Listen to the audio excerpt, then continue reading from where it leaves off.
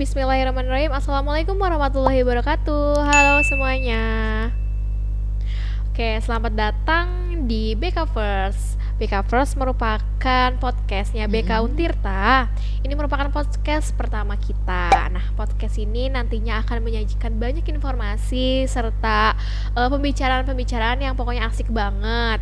Yang pasti nanti akan menambah pengetahuan, wawasan, dan juga kenal sama orang-orang baru yang pastinya.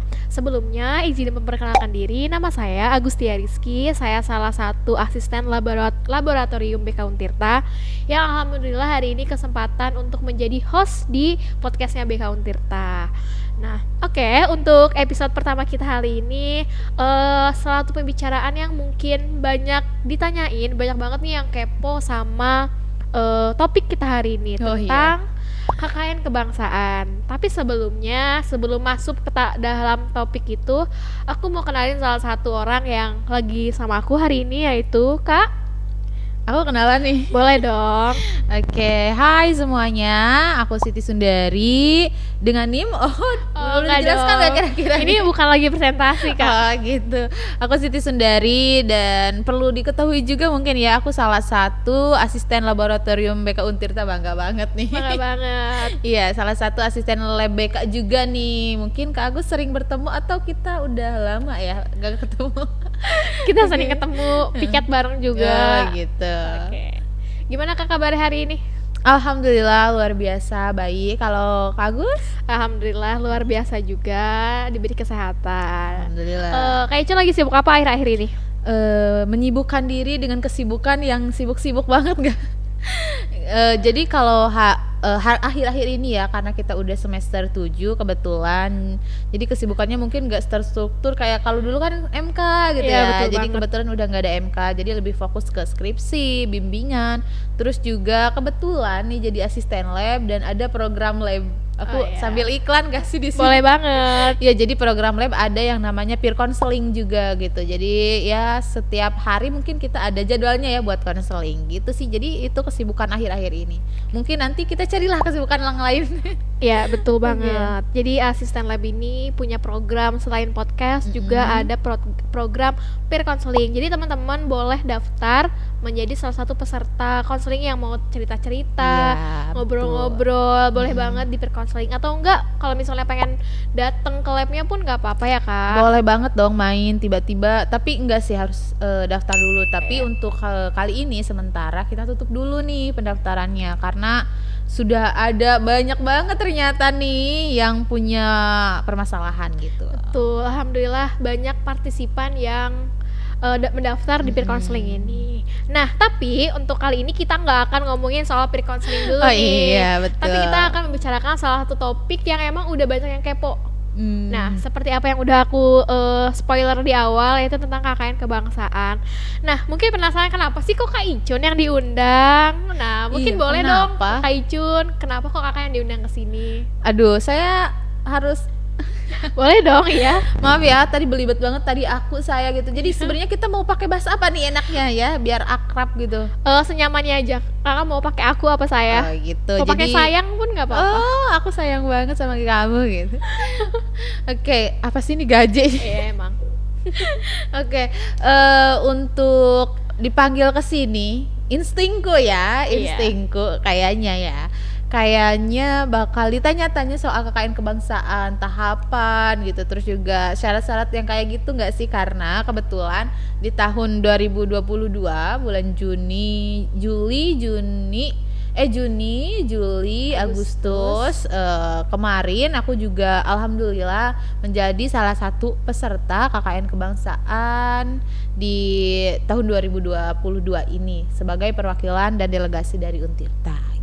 Wow, iya teman-teman. Jadi alasan kenapa Kak Icun diundang ke sini yaitu Kak Icun ini merupakan salah satu peserta di KKN kebangsaan. Nah, alhamdulillah beliau Kakak Icun ini asik banget beliau. Ini salah satu asisten lab mahasiswa BK Untirta yang punya kesempatan untuk ikut berpartisipasi di KKN kebangsaan. Ini merupakan prestasi yang luar biasa. Wah, selamat untuk Kak Icun. Menepuk tangan untuk diri sendiri. Nggak apa-apa. Ini kan sebuah apresiasi ya Iya Kak. Betul dong, banget. harus Nah, mengapresiasi diri sendiri dong betul. ya. Saya pun sebagai asisten lab yang lain pun akan kayak merasa bangga gitu. Wah, teman saya pergi ke luar kota gitu untuk mengikuti KKN kebangsaan. Mm-mm. Nah, karena Kak Icin ini salah satu anggota, peserta yang ikut KKN kebangsaan, banyak banget gak sih Kak pertanyaan-pertanyaan dari teman-teman yang lain tentang KKN kebangsaan? Sejauh ini lumayan ya, jadi banyak yang PC, banyak yang DM, tapi karena kebetulan aku mau podcast di Ya. live nih, jadi mungkin nanti teman-teman yang kemarin sering nanya, boleh banget nih langsung nonton podcastnya yang hari ini ya. Ya boleh. Mm-mm. Nah, mungkin untuk teman-teman yang udah kepo apa sih sebenarnya KKN kebangsaan itu, nah aku bakal ngasih beberapa pertanyaan untuk Kak Icun tentang KKN kebangsaan. Nah, Ada jawaban bener salah nggak nih? nggak ada sih. Nggak ada ya. Pokoknya ini tentang pengalaman yang udah Kak Icun jalanin saat KKN kebangsaan. Oke. Nah, yang pertama, Kak Icun sebenarnya KKN kebangsaan itu apa sih? Oke, KKN kebangsaan ya. Kalau dari bahasaku gitu, kalau aku yang mengartikan bahwa KKN kebangsaan ini sebenarnya tidak jauh berbeda dengan KKN yang reguler di Untirta di daerah Banten sendiri, tetapi ada beberapa perbedaan dan juga penyelenggaranya. Jadi aku boleh lihat HP ya, biar Boleh, nggak salah boleh. nih teman-teman. Jadi KKN kebangsaan diberitahukan bahwa KKN kebangsaan merupakan kegiatan ilmiah yang digagas bersama antara Direktorat Jenderal Pembelajaran dan Kemahasiswaan Kemenristek dengan seluruh perguruan tinggi. Jadi waktu aku mengikuti sekitar ada lebih dari 85 perguruan tinggi yang ada di Indonesia juga turut berpartisipasi mengirimkan delegasinya gitu. Nah, sebenarnya di KKN kebangsaan kemarin tuh bukan cuman ada KKN kebangsaan, tapi juga ada KKN bersama gitu. Jadi ada dua jenis sebenarnya, kuliah kerja nyata kebangsaan dan kuliah kerja nyata bersama. Bedanya tuh kalau KKN kebangsaan diselenggarakannya oleh Kemenristek dan juga bekerja sama dengan sebuah PT yang memang menjadi tuan rumah gitu. Terus untuk KKN bersama ini diselenggarakannya oleh koordinator atau ya koordinasi PTN BKS Barat gitu, dan kebetulan rektor kita saat itu adalah ketuanya itu. Jadi nih kalau bisa disimpulkan dari apa yang udah Kak Icun bilang tadi, KKN kebangsaan itu sebenarnya nggak jauh beda sama KKN Iya, yang betul. lain, sama KKN yang kampus kita selenggarain. Cuma bedanya adalah ini gabungan dari beberapa universitas atau banyak universitas di Iya. Indonesia. Oke, selanjutnya nih Kak, bagaimana sih Kak tahap seleksi ikut KKN kebangsaan?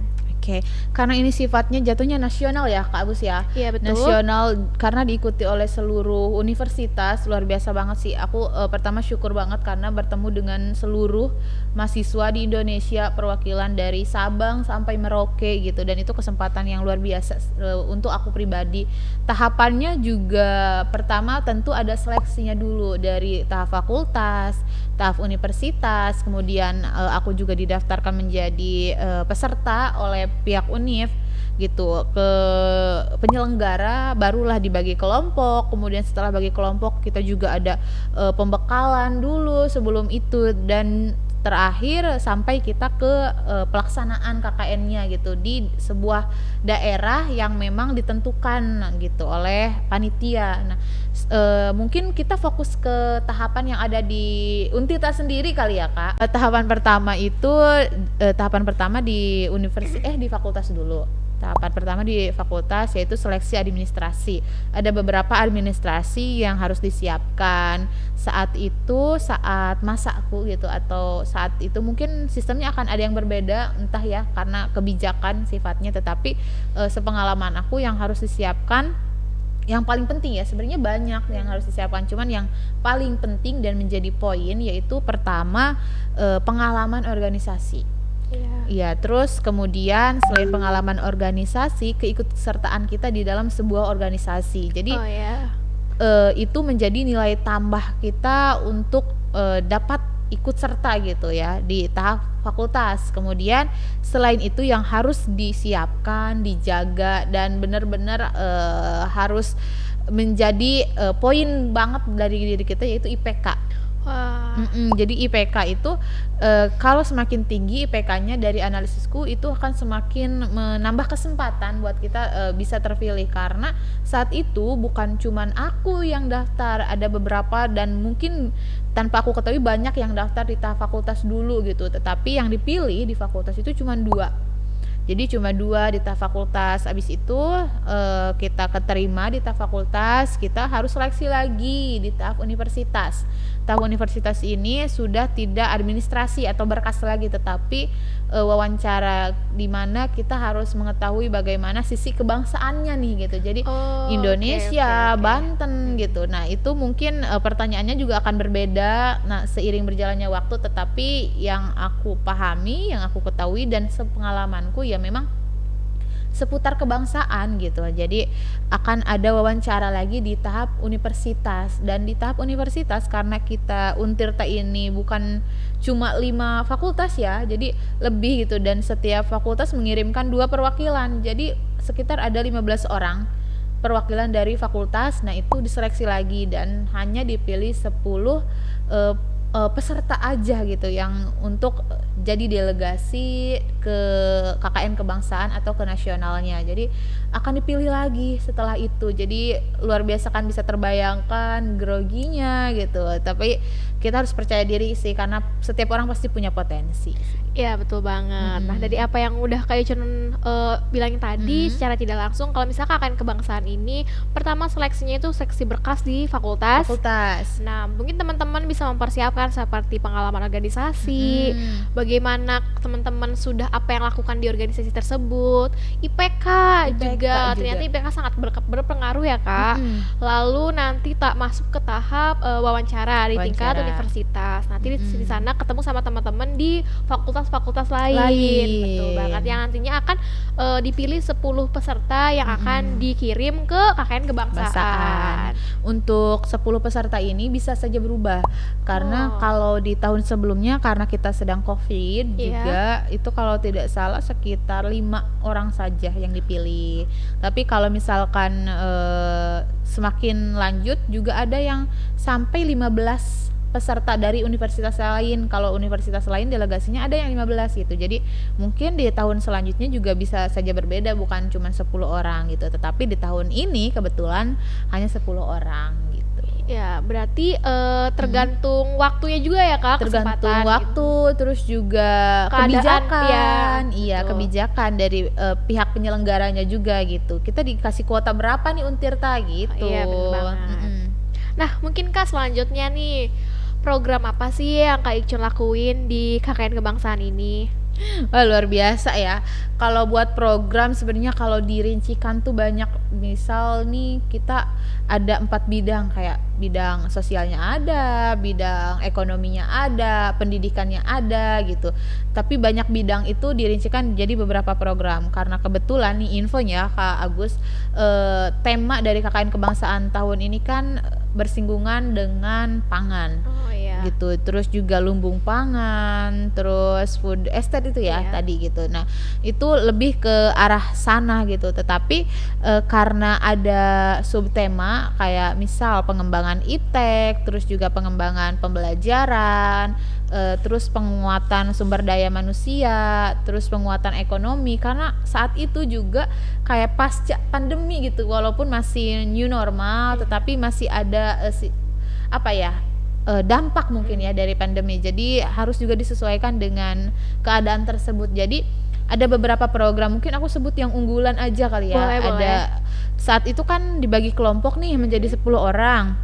Dan itu aku tidak bersama dengan teman-teman yang jadi delegasi di Untirta tuh, bukan. Oh iya. Tetapi 10 orang dari perwakilan setiap universitas gitu.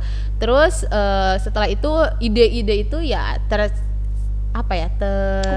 terkumpul gitu dari setiap orang yang disatukan dari berbagai Indonesia itu gitu ya, berbagai bukan Indonesia ya, berbagai daerah gitu ya, berbagai provinsi, kabupaten itu. Nah, tercetuslah 4 program unggulan ini dengan menyesuaikan dengan tema dan juga subtema. Yang pertama yaitu kita mengadakan pelatihan pelatihan pemasaran atau marketing secara digital, karena kebetulan digital tuh saat sekarang tuh sangat berpengaruh banget, dan semua pangan lokal yang ada di daerah itu kita upayakan bagaimana caranya biar tidak hanya dipasarkan di daerah itu aja gitu, tetapi juga ke daerah lain, yaitu dengan cara ya dibuatkan akun Shopee, terus juga dikasih tahu atau kita latih nih biar bikin kemasan tuh ya biar menarik gitu ya. Terus kita juga mengadakan atau memberikan pengajaran di semua jenjang pendidikan SD, SMP, SMA dengan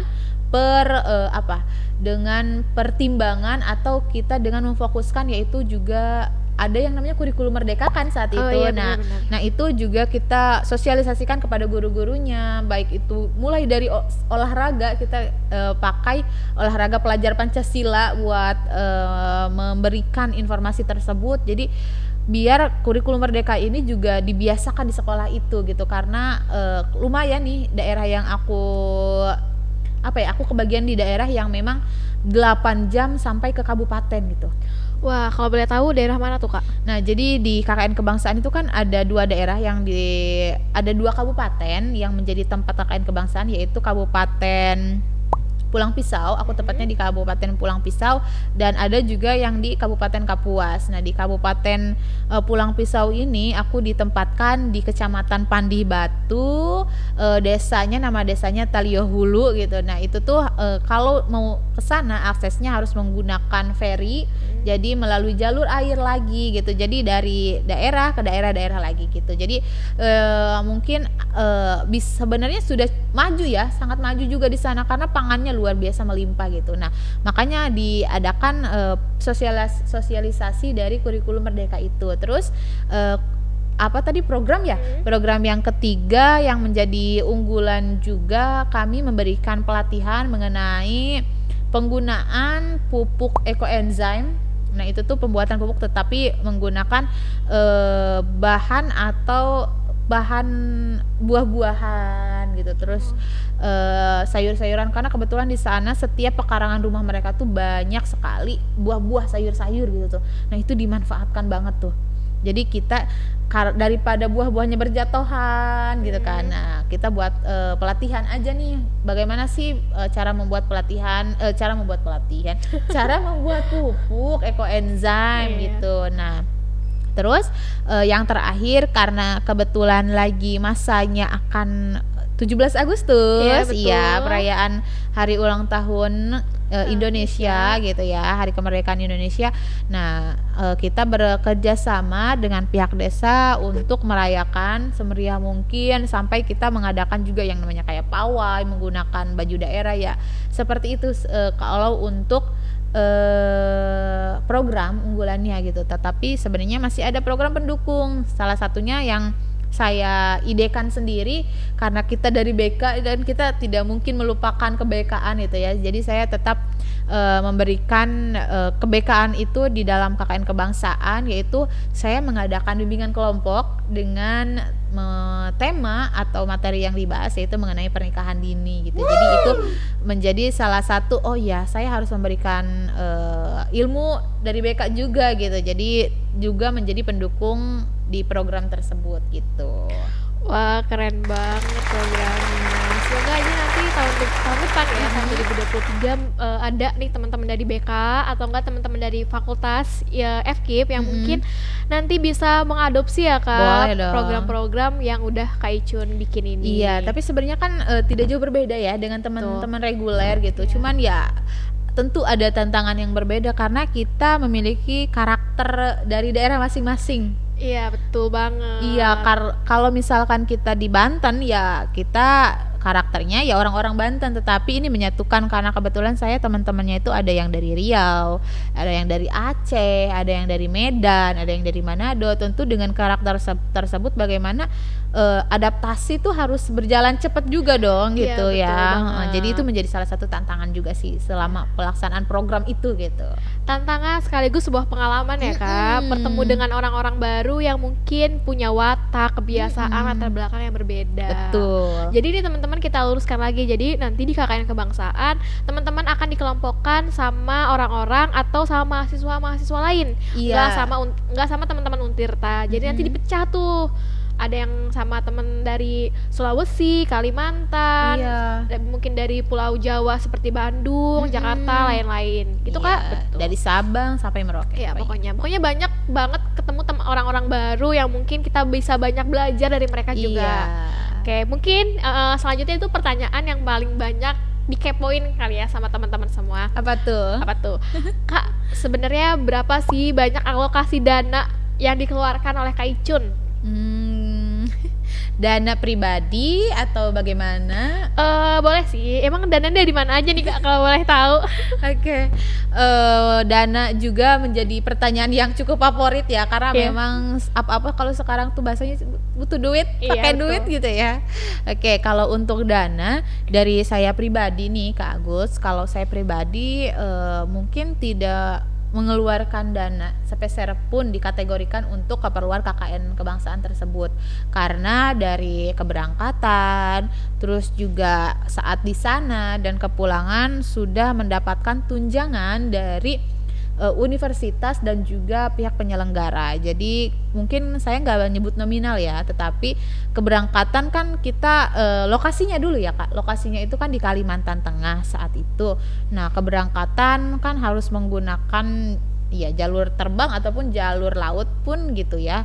Jadi menggunakan ya terbang lah istilahnya ke sana gitu ya, Harus pakai pesawat gitu ya Kak? Penerbangan ke sana tuh ya disediakan, sudah disiapkan dananya. Terus juga saat di sana diberikan uang saku juga untuk kebutuhan saat di sana, untuk makan, terus juga untuk kebutuhan sehari-hari yang cukup lah untuk 1 bulan di sana gitu. Dan ketika kepulangan pun ke sini masih disediakan juga untuk pulangnya. Jadi sudah di cover lah istilahnya. Jadi kita tinggal membawa potensi, ide gitu, terus juga kemauan untuk menjalankan program dan juga tentunya harus memberikan dampak yang baik dong untuk daerah itu, baik jangka panjang maupun jangka pendek gitu tuh. Tetapi untuk budget tersendiri ya mungkin ada beberapa dari persiapan, kayak misal sebelum kesana kan harus divaksin dulu gitu. Iya, Nah betul. itu pasti sudah ada lah budgetnya, tetapi kan tidak begitu besar ya gitu. Jadi dikategorikan tidak mengeluarkan sepeser pun, tetapi untuk budget tersendiri untuk diri sendiri, kayak misal mungkin ada beberapa pakaian yang harus digunakan. Nah, itu kan harus disiapkan juga ya gitu. Nah, itu sih di luar itu disiapkan sebelumnya ya. Mungkin sudah bisa dihitung lah ya. Iya, kayak bisa beli sabun gitu ya Kak, gitu. untuk kebutuhan pribadi aja. Pribadi yang ya kategorinya kita KKN atau enggak pun pasti membeli Iya, itu betul. gitu. Mungkin Jadi kalau cewek-cewek beli skincare gitu lah ya. atau nggak beli hal-hal lain gitu yang mungkin harus kita bawa nih dari Serang gitu Iya, ya, Kak. tetapi tidak apa ya, tidak diperuntukkan untuk KKN Iya. kebangsaan. Jadi untuk KKN kebangsaan pure kita sudah diberikan dananya dari pihak universitas dan juga ada dana tambahan dari pihak penyelenggara juga gitu. Oke. Nah Kak, kalau boleh tahu Kakak nih sebenarnya ditempatinnya di mana? Untuk tahun 2022 ini KKN kebangsaan itu diselenggarakan di mana? Nah, sebenarnya tadi udah di-spill ya Kak, Iya. cuman mungkin lebih jelas jelasnya lagi. Ha-ha. Jadi buat lebih jelasnya KKN kebangsaan tahun 2022 ini diselenggarakan di Kalimantan Tengah tepatnya, untuk tuan rumahnya yaitu di Universitas Palangkaraya. Jadi aku 3 hari sebelum pelaksanaan KKN atau ditempatkan di daerah, aku disediakan dulu tuh Kak, disediakan penginapan yang memang kita ada pelatihan dulu sebelum kita ditempatkan di daerah, karena kita kan harus mengenal juga potensi daerahnya, terus pimpinan dari daerahnya. Nah itu udah diatur gitu, udah ada kegiatannya, itu kegiatan pembekalan saat itu 3 hari. Barulah ditempatkan di daerah yang memang sudah dibagi. Aku tadi di Kabupaten Pulang Pisau, kecamatannya itu di Kecamatan Pandih Batu. Mungkin nanti bisa dicari nih di Google, Kecamatan Pandih Batu. Di desanya itu Desa Taliohulu gitu. Aksesnya tadi aku menggunakan. Nah, yang cukup luar biasa nih kayak saat di sana pun ditempatkan di lokasi bersinggungan dengan lokasi kita akses ke sana sudah disediakan juga. Jadi baik. menggunakan, misal harus menggunakan mobil nih, membawa barang-barang yang harus kita bawa, barang-barang baik kebutuhan itu pakaian atau apapun itu sudah disediakan. Jadi satu kelompok itu 2 mobil, terus juga saat di sana kita kan harus menggunakan penyeberangan nih, feri nih ke sana. Itu juga sudah ada, sudah disediakan. Jadi kita tinggal membawa diri, membawa kemauan gitu. Jadi ya udah, tadi aku ditempatkan di Desa Taliahulu. Nah, kabupatennya Pulang Pisau. Wah, jadi yang perlu kita siapkan itu cuma mental ya Kak, sama Mental, ide-ide. ide, kemauan. Terus juga satu lagi Kak, harus punya yang namanya, kan kita adaptasi ya. Iya, Nah, betul. itu kemampuan buat beradaptasi di tempat baru gitu. Karena sepil aja nih, Kalimantan tuh kan daerah gambut gitu, daerah gambut, dan airnya itu terkenal asam dan berwarna coklat gitu. Dan coklatnya memang coklat, warna coklat. Adapun yang warna putih ya itu harus menggunakan cara lain gitu. Tapi dengan air coklat itu kalau yang tidak terbiasa kan akan sulit, dan itu juga perlukan penyesuaian gitu sih. Jadi harus itu yang disiapkan tadi, selain mental, terus ide, kemauan, yang harus disiapkan juga skill-skill yang kita punya, salah satunya Skill adaptasi di tempat baru. Wah, keren banget nih, udah banyak Alhamdulillah. informasi yang diberikan Iya oleh Kak dong, Icun. spill ini mahal banget nih Oh kayaknya. iya, mahal banget. Nah, selanjutnya nih Kak, Mm-mm. sebenarnya apa sih tips dan trik supaya kita nih bisa menjadi salah satu peserta Oke. KKN kebangsaan ini? Aduh, aku agak mikir ya, karena jujur gitu ya, aku kan mendapatkan informasi KKN kebangsaan ini dari jurusan lain gitu Kak. Oke. Karena mungkin di fakultas juga tidak tersebar luas informasinya. Jadi buat teman-teman mungkin ya, pembelajaran gitu ya. Ketika memang ingin mengikuti KKN kebangsaan, ada baiknya selalu mencari informasi baik di Instagramnya, terus juga di universitas, atau menanyakan kepada jurusan lain gitu, biar tahu infonya. Jadi sebelum ke tips ya, salah satu tipsnya itu yang pertama, selalu update.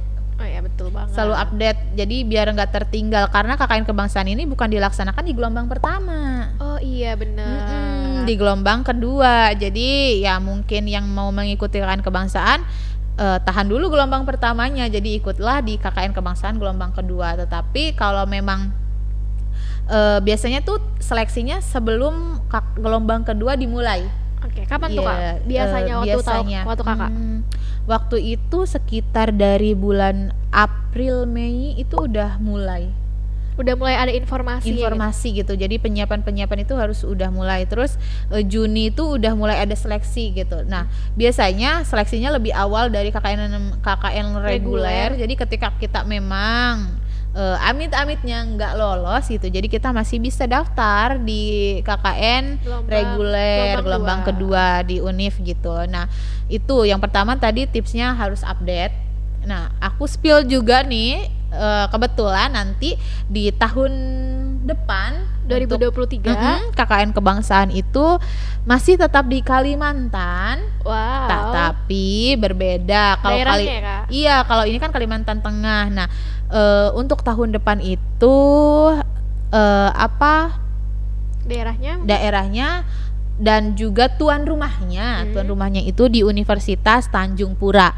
Boleh langsung dicari tahu nih Universitas Tanjung Pura ya, dicari infonya gitu. Jadi pertama harus update, yang kedua harus punya prinsip yang jelas memang Kak. Betul. Karena kan kebetulan walaupun waktunya di gelombang kedua, kadang kita lihat temen di gelombang pertama udah daftar KKN itu tuh udah goyah gatel, ya Kak? iya galau, terus takut nggak lolos, gimana ya kalau nggak lolos itu. Jadi harus tetap punya prinsip bahwa oh iya, percaya pada diri sendiri. Betul dan banget. Mencoba gitu nanti di gelombang kedua aja. Jadi fokus mungkin dialihkan ke kegiatan yang lain gitu, cari kegiatan lain. Terus yang ketiga, disiapkan itu tadi dari akademiknya, pengalaman organisasinya, terus juga aktif di organisasinya gitu, biar ada poin tambah gitu. Terus yang keempat tadi udah 3 ya Iya. gitu. Yang keempat selain itu juga kita harus coba memperluas relasi mungkin ya, biar segala halnya tuh lebih mudah aja gitu. Betul. Lebih mudah kayak nanya-nanya, terus juga mungkin kalau misalkan ada hambatan apapun terkait itu administrasi atau apapun kan juga lebih mudah gitu diberi bantuan atau apapun itulah gitu. Jadi coba perluas relasi. Terus yang terakhir mungkin kalau aku sendiri prinsipnya gini, lebih baik kita menyesal setelah mencoba Betul. daripada menyesal tanpa mencoba sama sekali gitu. Betul. Jadi ketika kita sudah mencoba, kalaupun menyesal istilahnya masih ada pembelajaran yang kita petik. Kenapa aku jadiin itu sebagai prinsip? Karena ya tadi tantangannya goyah itu loh gitu, goyah. Terus mikirnya gini, gimana ya, bisa nggak ya adaptasi di sana, kira-kira dananya dari mana ya kalau tiba-tiba Keterima ternyata. gitu, atau enggak siap nggak ya fisiknya gitu. Tetapi kalau kita sudah kenal sama diri kita sendiri gitu istilahnya, ya tadi aku tetap pakai prinsip lebih baik nyesel setelah mencoba. Kalaupun aku gagal, seenggaknya itu udah dicoba, tetap Iya, ada betul. pengalamannya gitu. Jadi jangan pernah overthinking mungkin kalau bahasa zaman sekarang. Iya, betul banget. Overthinking lebih dulu gitu. Jadi gimana kalau banyak saingan gitu. Tapi kan kita nggak tahu. Selama itu kita sudah mempersiapkan, percaya diri aja deh pokoknya gitu. Tips dan Iya. triknya gitu. Iya, betul banget kayak gitu. Ada lagi nggak ya? Oh iya, satu Apa lagi tuh? kan? Boleh dong. Lupa, public speaking. Oh, Nah, itu juga harus disiapkan karena selain administrasi, ada juga wawancaranya. Jadi kalau kita mungkin kurang menguasai public speaking, akan gitu, ngangong-ngangong jawabnya. Jadi harus meyakinkan lah istilahnya gitu. Kita juga punya potensi dan kita juga punya ide gitu. Ya, betul banget. Jadi coba aja dulu segala peluang yang ada di hadapan kita. Betul. Sekaligus upgrade diri ya, Kak. Betul. Yang masih merasa kayaknya public speaking saya masih jelek deh. Coba belajar lagi, upgrade diri lagi. Siapa tahu ini merupakan suatu kesempatan yang nantinya berpengaruh ya, Kak, ke Betul. jenjang karir, ke pengalaman dan lain-lain juga. Dan juga ketemu orang-orang baru itu suatu pengalaman yang luar biasa, ya, Kak. Ya. Selanjutnya nih, Kak. Masih berkaitan dengan yang tadi. Oke. Pengalaman apa sih, Kak, yang berkesan sekali Kak Icun selama mengikuti KKN kebangsaan? Oke. Semua kegiatan Pasti berkesan berkesan sih. banget, luar biasa banget gitu ya. Tapi yang paling berkesan di mana ketika aku harus mencoba belajar untuk memahami karakter, Wah, ya, betul banget. karakter orang lain yang tanpa aku tahu sebelumnya, tanpa ya kita juga sebelumnya nggak kenal kan. Iya, Cuman benar. kayak istilahnya tiba-tiba disatukan dalam satu atap, satu kegiatan. 24 jam bareng. Gitu kan. Ya itu sisi lainnya dari KKN kan, selain program ya kita juga ada piketnya gitu ya, Ya, ada benar. makan barengnya gitu. Jadi itu sebuah kesan banget sih buat aku mencoba untuk mengenal karakter orang lain. Terus juga ada beberapa hal yang mungkin gak sesuai nih sama karakter kita, tetapi kita harus tetap mengkondisikan diri bagaimana caranya itu tidak keluar gitu ya, sampai kita harus tetap, ya istilahnya manusia kan selalu punya topeng ya dalam kehidupan. Ya, Nah, persona dalam bahasa BK-nya. persona, kita tuh harus tetap punya persona, dan istilahnya di sana persona itu harus tetap dipakai karena kita juga kan nggak mungkin menampilkan kesan buruk kepada orang dengan pertemuan yang hanya 1 bulan itu gitu. Ya, Tapi betul.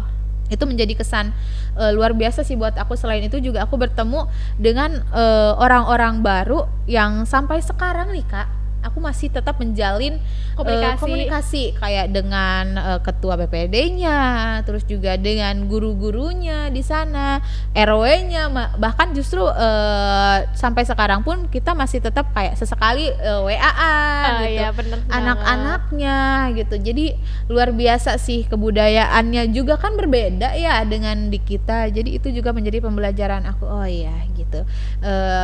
Di Indonesia ini yang terkesan ya dunia kan sempit seperti daun kelor, tetapi Iya. pengalaman ternyata seluar biasa itu. 1 bulan pengalaman, tetapi masih harus apa ya, masih bisa kita petik kayak pengalaman organisasi, bagaimana kita mengkoordinir orang gitu, terus juga pengalaman kita beradaptasi dan berkomunikasi dengan orang baru yang luar biasa, berbeda bahasa, kebiasaan gitu. Nah, dan di sana tuh Kak waktunya ya lebih cepet kan, 1 jam lebih cepet 30 menit dari Serang, dari kita lah, dari Banten. Jadi kalau di kita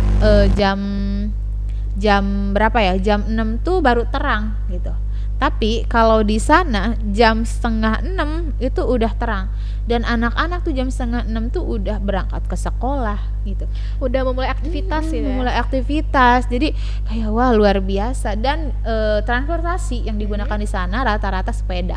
Wah, seru banget tuh ya. Iya, jadi kayak seru ya gitu. Jadi itu tuh jadi pengalaman berkesan banget, kayak sepedaan sore-sore. Dan ya tadi kan aku ada pengajaran selain di sekolah juga di posko. Biasa kan kalau di posko kayak les gitu kan.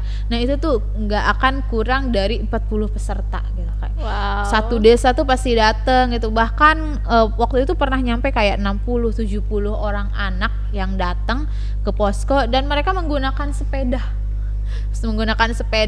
gitu.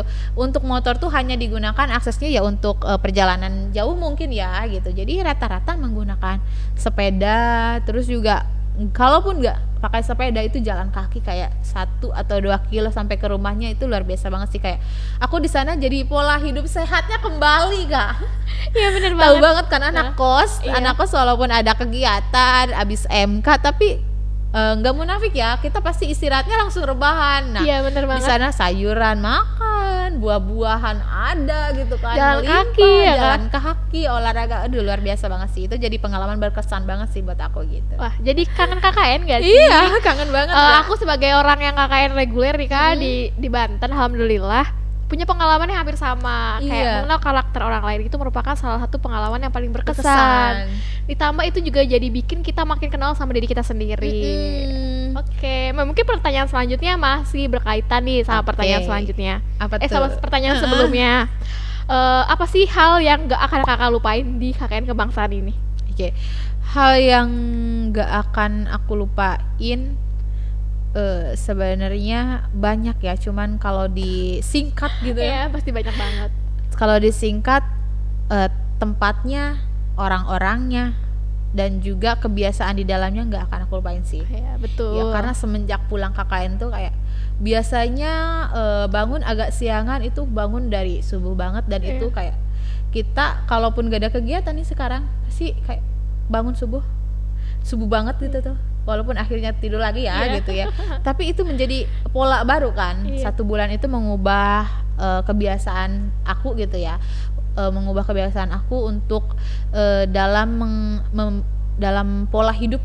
Jadi menciptakan pola hidup yang baru gitu. Jadi orang-orangnya dan juga tempatnya serta kebiasaannya itu nggak bisa sih aku lupain. Wow, betul banget. Setuju. Kadang pola hidup itu yang nanti malah jadi berkesan gitu buat kita. Bener. Nggak cuma soal watak, kebiasaan, tapi juga pola hidup baru sama teman-teman baru. Iya. Itu kayak wah sangat Itu nggak bisa dilupain. sangat ngena sih. ke hati. Pokoknya teman-teman yang nanti mau KKN pasti ngerasain deh gimana serunya ketemu orang baru. Ada ya kegiatan baru. Itu kenapa banyak kayak teman-teman yang udah KKN tuh kayak nggak belum move on gitu sama sama KKN-nya. Termasuk jadi kita itu tuh, berdua kali ya. berhubungan baik Iya, gitu kan, betul. apalagi terpisahkan oleh jarak dan waktu tuh saat justru saat perpisahan tuh kayak sedihnya nambah banget Kak. Kayak satu-satu temen tuh berangkat ke daerahnya, astaga nangis banget, nangis bohong.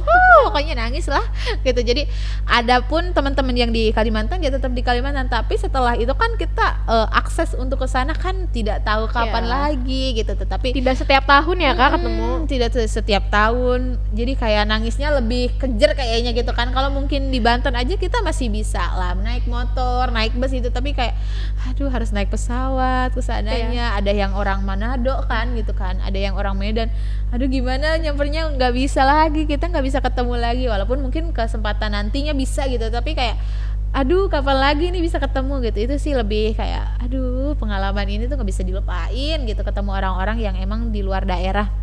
Selain itu juga kan bukan cuma di kelompok aja Kak ketemunya, disatukan dengan satu kamar ketika pembekalan maupun Iya. kepulangan. Karena kepulangan tuh sebelum pulang hasil dari KKN itu juga dipamerkan. Wah, jadi ada pamerannya Kak ya? Ada sekitar 2 atau enggak 3 hari ya, aku agak lupa gitu. Tapi pokoknya dipamerkan kita tuh udah ngasilin apa aja, produk apa aja, terus juga kegiatannya apa aja gitu. Jadi ada pamerannya. Abis itu nanti ada mungkin dari pihak luar yang datang, dan kalau tertarik bisa dibeli Kak barang-barangnya, kayak keripik kah, kopi kah gitu kan.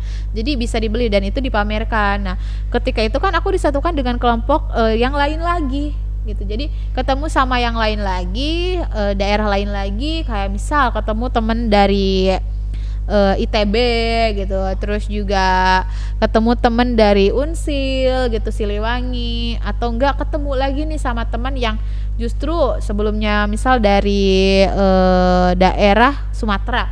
Ya. Nah, selain itu juga nanti ketemu lagi sama daerah Sulawesi gitu. Jadi berbeda lagi, adaptasi lagi gitu. Nah, itu jadi luar biasanya, adaptasinya continue Kak gitu ya. Benar-benar. Jadi ya luar biasa lah gitu. Suatu kesempatan yang aku nggak bisa dan nggak akan lupa sih sebenarnya.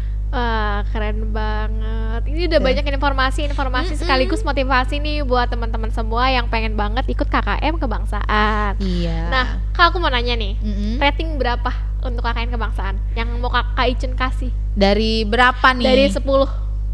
Misal dari 1 sampai 10, Iya, dari 1 sampai 10. satunya paling buruk gitu ya. Sampai 10. Rating untuk keseruan ya? Semuanya deh, dari mulai awal berjuang daftar KKM sampai ke akhirnya berpisah sama teman-teman. Oke. Ratingnya itu 9. Nah, untuk satunya kenapa nggak aku pilih, karena KKN-nya berakhir gitu kan. Oh iya, bener banget, nggak continue ya Kak. Iya, nah itu gitu. sih benar. Ya jadi ya 9 lah ya gitu. Jadi satunya berakhir gitu.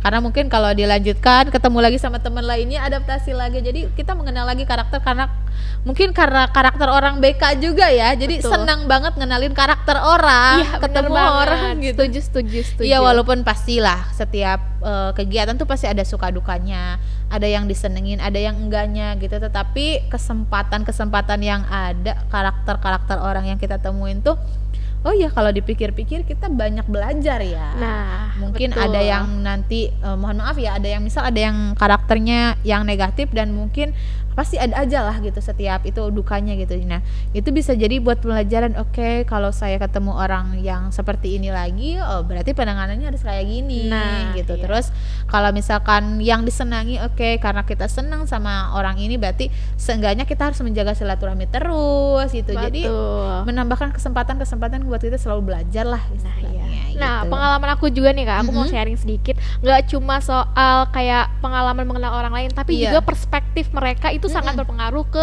gimana cara kita memandang, nggak sih Kak? Akhirnya kita punya pemikiran baru, oh iya ternyata teman saya nih yang dari fakultas ini, yang dari ilmu ini ternyata punya perspektif yang berbeda sama kita. Dan itu tuh kayak menambah ilmu juga, nggak sih? Bener banget sih, cocok gitu. banget. Nah, mungkin ini pertanyaan terakhir sekaligus bukan pertanyaan sih, aku boleh deh pengen Kak Icun ngasih pesan ke teman-teman yang mungkin tertarik untuk daftar ke KKN kebangsaan ini. Oke, jadi buat teman-teman nih ya, ya Kak Gus, betul buat teman-teman. Oke, buat teman-teman yang mungkin mau daftar KKN kebangsaan. Oke, pertama buat teman-teman dari BK dulu mungkin Kak. Boleh. Jadi buat teman-teman BK siapin diri, karena kalau yang aku perhatikan kayaknya tahun ini akan banyak pesaing banget nih. Nah, dan aku pesannya pengen banget nih anak BK juga meneruskan, biar selalu estafet ya ada gitu, biar pengalamannya juga selalu dibagikan gitu, terutama dari BK sendiri. Nah, untuk teman-teman umum secara jelasnya ya mahasiswa Untirta lah ya gitu, yang nonton ini pastinya nantinya yang penasaran sama KKN kebangsaan, jangan lupa juga siapkan diri kalian selalu update. Dan tadi aku selalu negesin, coba segala hal kesempatan yang ada, kalian pasti punya potensi. Dan potensi itu tanpa kalian sadari sebenarnya luar biasa gitu. Jangan pernah minder akan sesuatu hal yang belum terjadi gitu. Bukan belum pernah ya. Jangan pernah minder kepada sesuatu hal yang belum terjadi, karena sebaik-baiknya kalian menyesal setelah kalian mencoba daripada menyesal tanpa mencoba sama sekali. Karena pengalaman itu akan selalu ada ketika kita melakukan sesuatu hal gitu. Betul banget. Itu sih mungkin pesannya ya.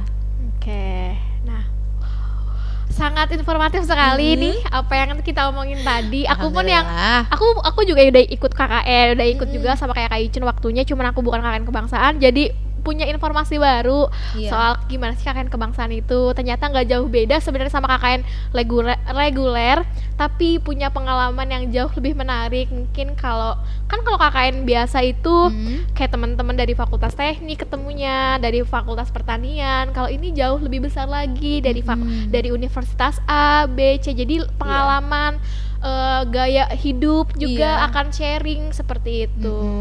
Oke, itu dia informasi seputar KKN kebangsaan yang pastinya informatif banget. Makasih banyak untuk teman-teman semua yang udah mendengarkan informasi dan wawancara kita dari awal hingga akhir ini. Aku berpesan ke teman-teman semua, makasih banyak juga udah menyimak podcast kita kali ini. Makasih banyak banget tentunya konten informasi, masih banyak banget pokoknya konten informatif yang nanti akan kita sajikan untuk teman-teman semua. Oke, mungkin sedikit quotes nih dari aku, yang mungkin nanti yang itu tuh dipetik dari pembicaraan Kak Icun, bahwa segala peluang yang ada di hadapan kita pokoknya harus kita coba dulu. Gagal itu perihal kesempatan. Kalau aku pribadi tidak ada kata gagal, yang ada adalah kita belajar lagi gitu. Luar biasa. Mungkin sekian dari aku. Aku mau ke teman-teman Lab BK yang lain di layar kaca ini mengucapkan banyak terima kasih kepada teman-teman semua. Mungkin kurang lebihnya mohon maaf. Mungkin yang mau kepo lain boleh nih hubungin Kak Icun mungkin. Boleh, mungkin dihubungi. Sebenarnya Kak udah ada yang DM juga. Kadang ada yang WhatsApp gitu. Mungkin juga boleh aku promosi apa gimana nih? Boleh promosi nomor WA. Jangan sih, tapi lebih ke Instagram aja Kak. Iya, boleh di Instagram aku mungkin ya di @icuns gitu. Jadi boleh, nanti ada juga di Lab BK. Mungkin kalau mau lebih enak tanyain dulu aja ke miminnya Lab BK gitu ya. Betul banget. Pokoknya teman-teman harus follow IG Lab BK Untirta @LabBKUntirta. Nah, di situ ada Kak Icun sebagai salah satu asisten laboratorium sekaligus salah satu koordinator peer counseling. Iya, jangan lupa kalau punya masalah konseling juga dong. Betul. Promosi terus. Gak apa-apa, sekalian. Oke, smooth promosinya. Aduh, lanjut. Sekali lagi terima kasih. Sampai jumpa di konten selanjutnya, di podcast selanjutnya. Aku Agustia Rizky dan kawan saya, aku Siti Sundari, mengucapkan banyak-banyak terima kasih. Wassalamualaikum warahmatullahi wabarakatuh.